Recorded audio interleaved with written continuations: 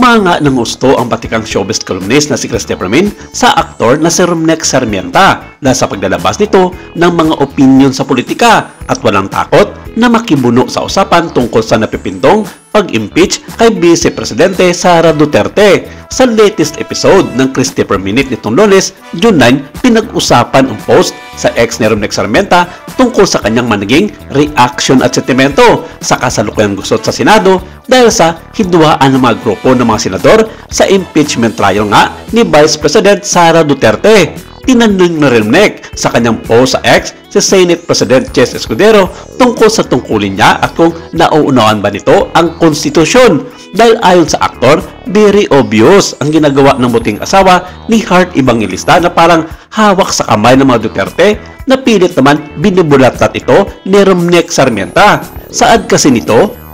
Ang tanong, naiintindihan ba ng Senate President ang tungkulin niya? Nagbabasa ba siya ng konstitusyon? Nagsisilbi ba siya para sa kapakanan ng tao o sa mga pinipili niyang unahin at pagsilbihan? O iniisip ba niyang mas mataas siya sa sambayanan? Kaya ayon kay Christopher Min, tama lang ang mga ginagawa na ito ng aktor na ayon sa kanya para naman maintindihan ng taong bayan ang kahalagan ng impeachment ng Vice Presidente.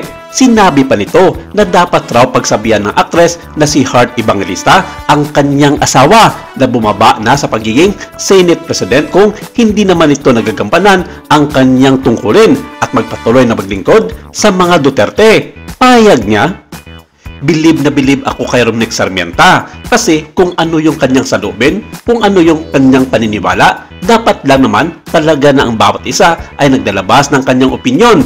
Tama o mali, opinyon niya yun. Lahat tayo ay pwedeng mag-opinyon. Libre yan.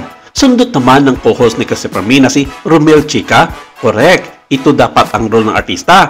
Ito yung nakikialam para namumulat ang mga tao.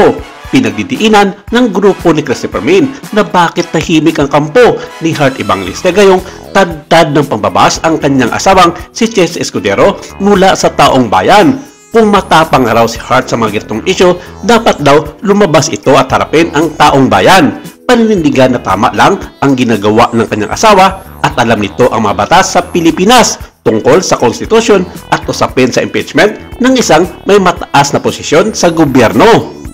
Wala pa naging tugon ng aktres na si Heart Evangelista sa mga pambabatikos na ito ng aktor na si Romnek Sarmienta at mga grupo ni Christopher Min sa kanyang programa sa TV5 at sa kanyang YouTube channel na Showbiz Now na kasama sina Romel Chica at Wendell Alvarez. Matatanda ang isa si Romnek sa mga artistang bumaboses sa politika. Hayagan din niyang sinusuportahan ang pagkapangulo ni dating Vice President Leni Robredo at ang kanyang running mate na si Attorney Kiko Pangilinan noong 2022 presidential elections.